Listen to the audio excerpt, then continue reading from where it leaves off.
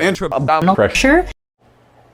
So this is a video about intra-abdominal pressure. I want you to think about filling up your belly with air and then take in more air. Take a big gulp of air into your belly. Breathe into your stomach. By taking that big belly full of air. We don't actually have air inside the abdomen. It's only a model to help us see that how that pressure is impacted by how we use our muscles. I love the juxtaposition of putting all these pro, giant, super coach, ultra lifters talking about taking air into your belly, and this tiny little physiotherapist actually explaining the mechanics of what's going on. Her video is definitely worth watching, is linked below. Why do people talk about intra-abdominal pressure when it comes to lifting?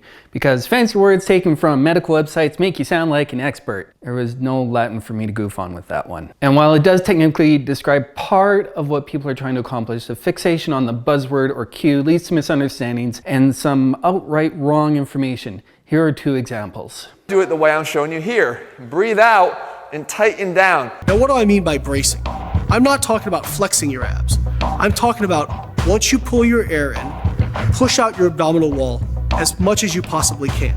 As much as I love taking clips out of context for comedic effect, I didn't do that here. Hopefully by the end of the video, you'll be able to understand why Jeff and Lane are way off base on this. I'm using an app called Complete Anatomy here to show what's going on. We start with the skeleton and lungs, add in the diaphragm, which is your main muscle for breathing, work our way up past a few incidental muscles that are basically just there to fill space, past the first big gut cover, finally up to what everyone wants to be able to show off someday, your abs. Then we swing around to the rear view, and if I'm oh so careful, I can poke at the diaphragm through the gap here.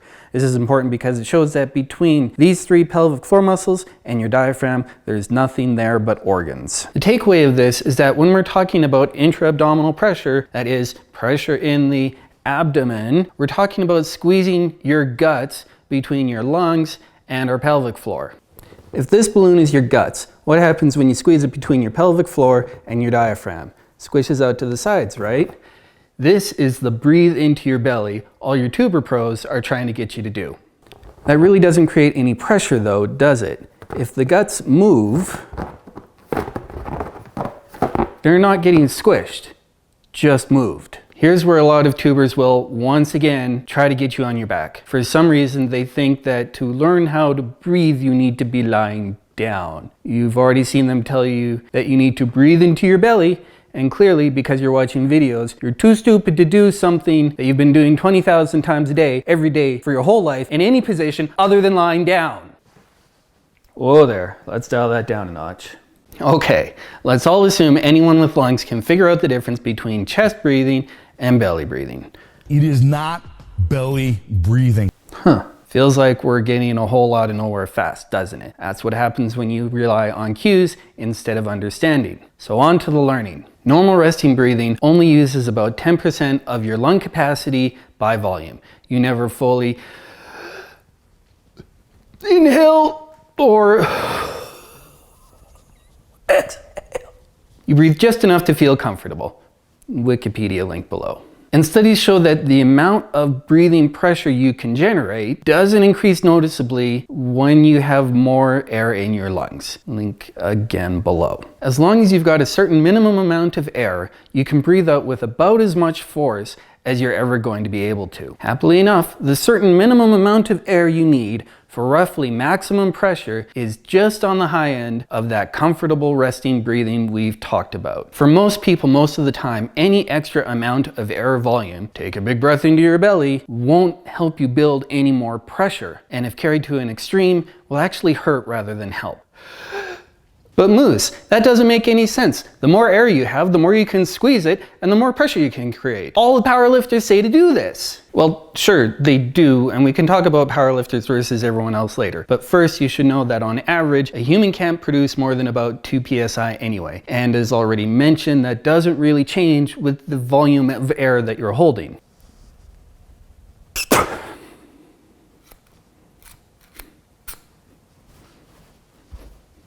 Now, onto the powerlifters, and we're just about done talking about breathing, I promise. Powerlifters stand out a lot because, for whatever reason, move big weight seems to be what's popular on YouTube. That or look really hot. In doing my clip digging, I found that any movement information came either from physiotherapists or powerlifters, while the Look Really Hot camp focused a lot more on things like how to get that booty, or especially when you're searching for anything related to squats, how well do these yoga pants hold up? And hey, do what gets you clicks. No judgment here. And it makes sense. Bodybuilding is generally more about isolation techniques. Olympic lifting is just way too darn difficult to learn from videos. And you can't say CrossFit without people trying to troll you. So you end up with a lot of videos about powerlifting. Or I could just be really terrible at using YouTube. That's definitely a possibility. So why do so many powerlifters, not Chris Duffin, Not belly breathing. say take a big belly breath? Straight up bro science. That's lifting advice from an unqualified bro who looks like he works out. They say this because it's what they were taught, and usually no further thought gets put in. And the really funny thing is,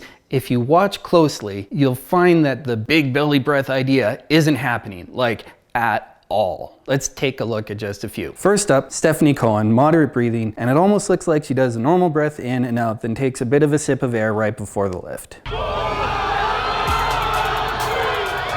Then we have Alan, who by his facial expressions would think that he's taking this big gulp of air. But when we zoom into just his torso and his face stops fooling you, where's that volume of air change? You can see him tighten clearly, but no big air.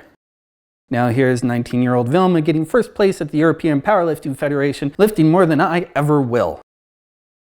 This is the first one we see with any real chest volume change, but it's enough air, not big belly air. Finally, and as a great transition, this dude is lifting 500 pounds 15 times. Yep, more than one rep, so we're moving out of powerlifting territory. Since this will take a hot minute to watch through, I'll use this to conclude my air point and transition into what you should be learning and thinking about. We can all just ignore how his form breaks down for the last few, but do pay attention to how he's breathing between reps. We know now that you don't breathe into your belly. There's no air in your guts, unless your food really disagrees with you. We've also seen how people who tell you to do that don't even follow their own advice. So if intra-abdominal pressure isn't making sense, what should you do?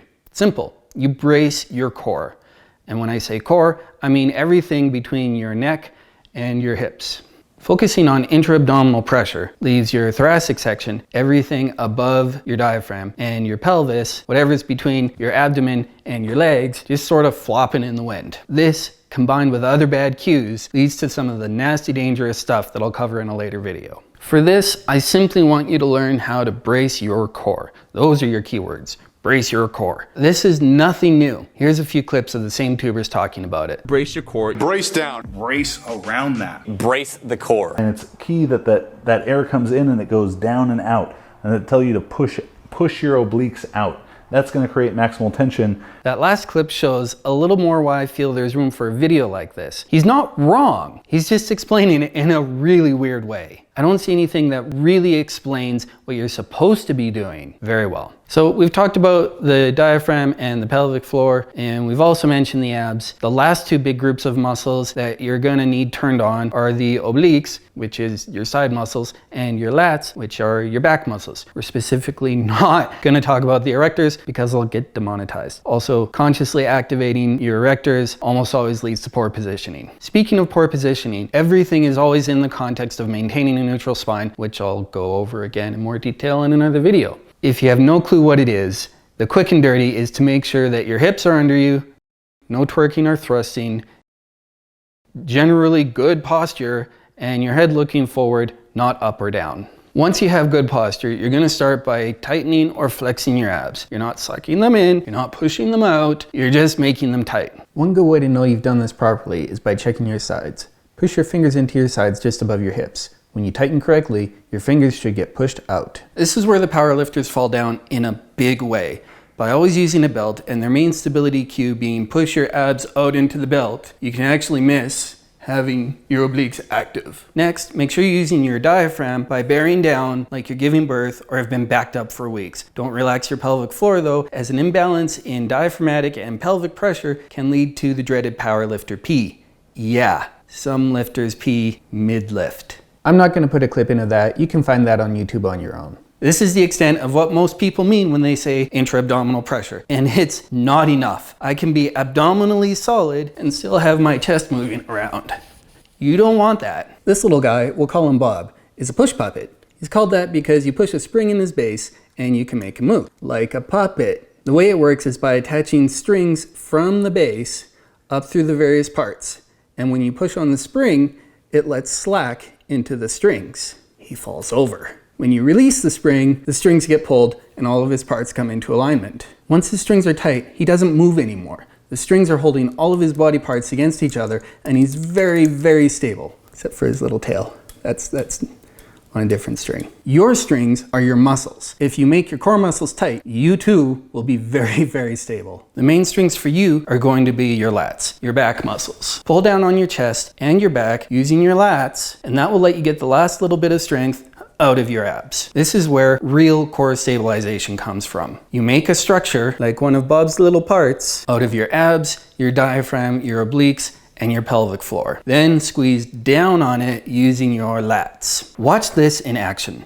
Each of these lifters is breathing right before their squat, and then you see them pull their strings, tighten their chest and back down using their lats. Shoulders go up to breathe, and then back down hard.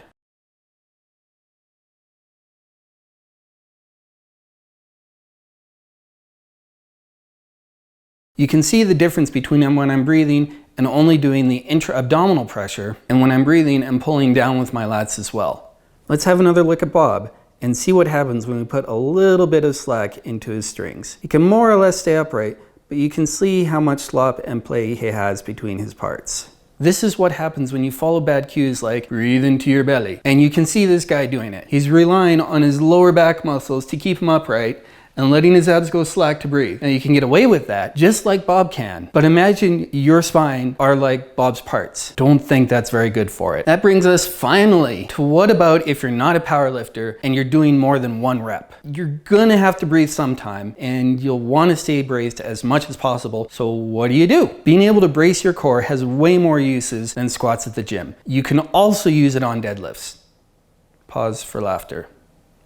But seriously, folks, knowing how to brace your core can be used in any part of gym work. Farmer carries, lunges, anything with a medicine ball, you name it. And also to some degree in just about any aspect of daily life. Picking up a flat of water, moving some furniture, playing with your kids, bringing in the kitty litter. Even something as mundane as unloading the dishwasher. A little bit of bracing in your core can save you from those unexpected muscle tweaks. Bracing for longer than a single rep becomes a balancing act between when and where to breathe. I prioritize stabilizing the abdominal section instead of the thoracic section based on the most severe injuries occurring most frequently in the lower back. And also based on the fact that you have ribs that serve to stabilize your chest and upper back, and you've got nothing but guts below. The advice for breathing and core stability actually stays the same.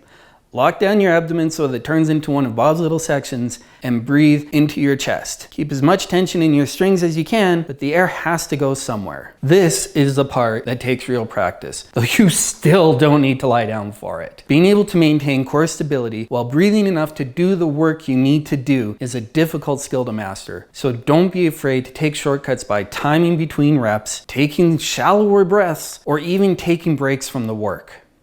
Now, if you think I've been a little too hard on some of these tubers, like Jeff from Athlean X or Lane from bodybuilding.com especially, my response is pretty simple. They should fix their old or bad videos with updated, accurate information. There is no excuse for leaving up bad information when you're positioning yourself, as most of these people are, as coaches. On that note, feel free to give me your feedback in the comments up above.